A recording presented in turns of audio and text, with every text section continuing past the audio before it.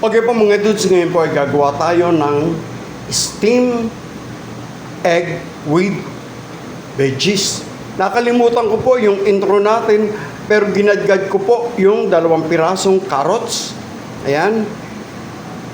At 1 pirasong large size na chayote.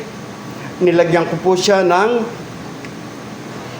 celery, yung pong mga dahon ng inilagay ko, at kalahati ng ating pechay bagyo. Ayan po, nilagyan ko na rin po siya ng salt and pepper to taste at konting pampalasa. Okay? Ayan po ay imimix po natin yan at lalagyan natin ng egg.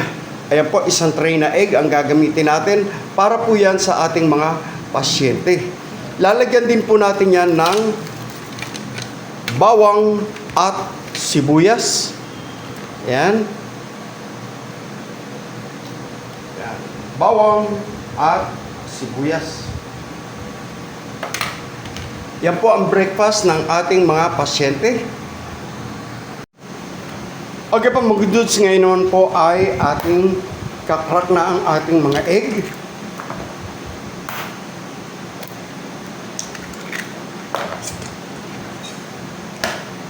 Inuulit ko, ito po ang breakfast ng ating mga patients. 1 tray po na itlog ang gagamitin natin.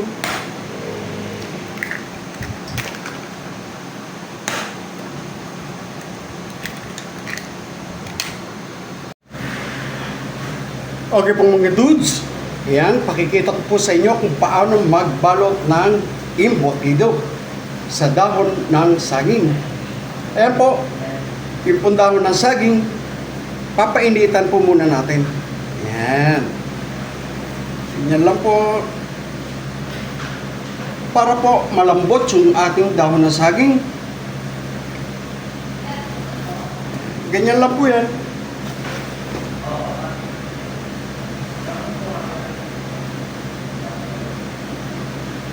Ayan.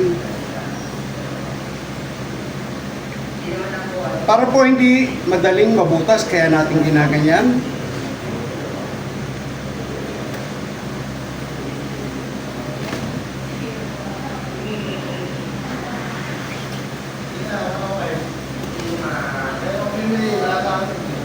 Okay.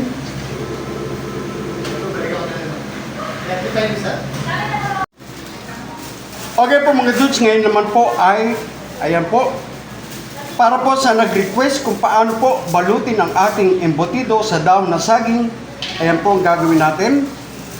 Ayan. Ganyan lang po. Okay. Kinakailangan po talaga pinaiinitan yung ating dahon.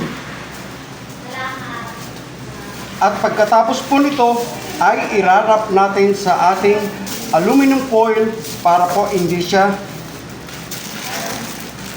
mabaklas or umaklas. Pwede rin po na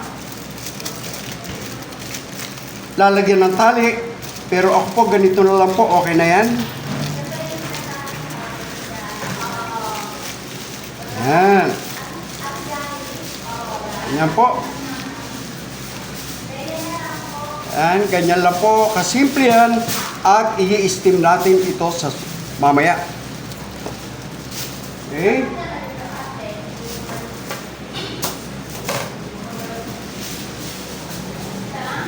Paulit-ulit ko po sinasabi na kinakailangan na laging malinis ang ating mga kamay bago po tayo humawak ng ating mga lulutuin. Okay? Yan po, mga dudes.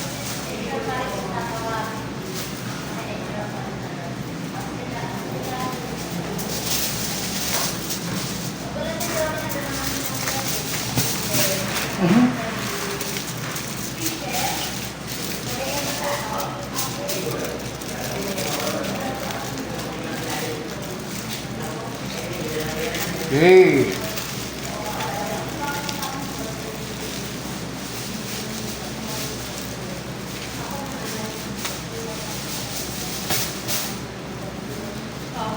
Ayan. Okay po mga dudes, ayan po at tapos na tayong magbalot. Isasalang naman po natin sa steamer.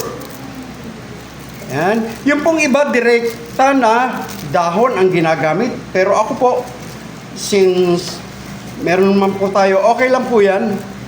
Ayan.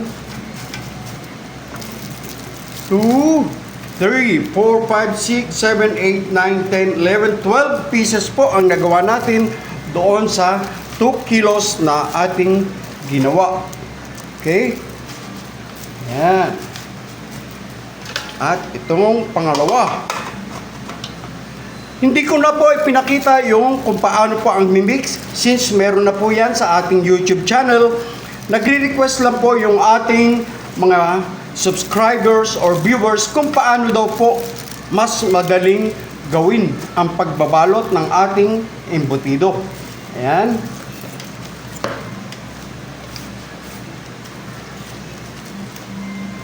Okay, ayan po. Naisalang na po natin. 12 pieces po ang nagawa natin dun sa ating 2, 4, 6, 12. Dun sa ating iniroll na embutido. Okay po mga dudes, ayan po at nagpakalo na tayo ng tubig. Isasalang na natin yan. At oorasan po natin ng 45 minutes. Okay po yan, 45 minutes. Inuulit ko, ito po ay procedure kung paano magbalot.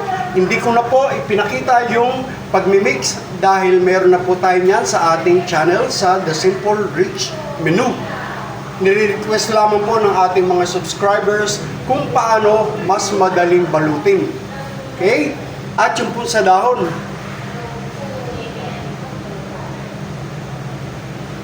Okay po mga dudes, ayan po, 45 minutes. At titignan na po natin. Ayun. After 45 minutes, ayan po. At palalamagin po natin yan bago natin ipritong muli. Inuulit ko, ito po ay request ng ating mga subscribers kung paano magbalot sa dahon ng saging. Hindi ko na po ipinakita yung procedure nung ating pagmimix dahil meron na po tayo niyan nauna. Okay?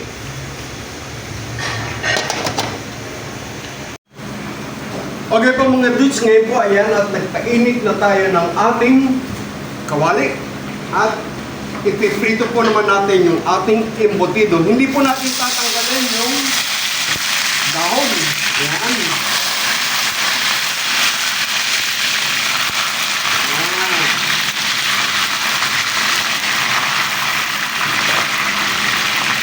Tatlo lang po ang ating ipiprito ngayon para po sa ROD. And the rest po ay para sa patient natin sa Tuesday. Okay? Ay po, kung maamoy niyo po, napakabango po dahil sa dahon ng saging. Ayan.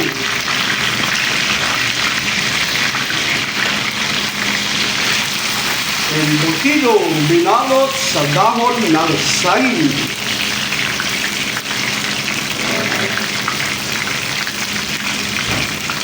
Yum, yum, yum!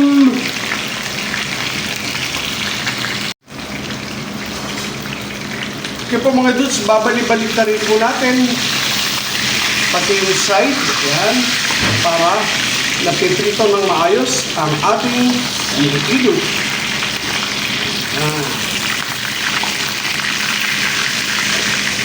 Okay. At yan po, meron po tayong bisita.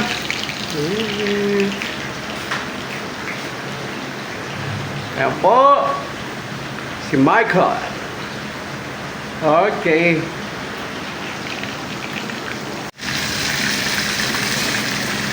Okay po mga dudes, okay na yan. At tatanggalin na po natin. Okay na po natin yung apoy.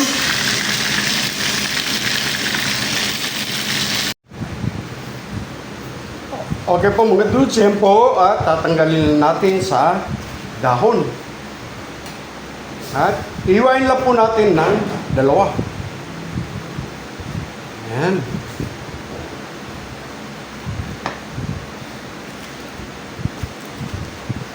Napakabango po ng ating embutido. Yan.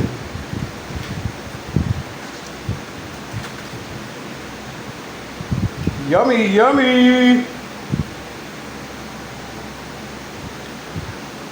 Okay?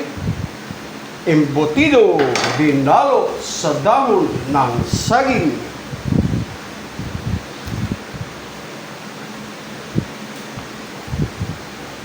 Yum, yum, yum!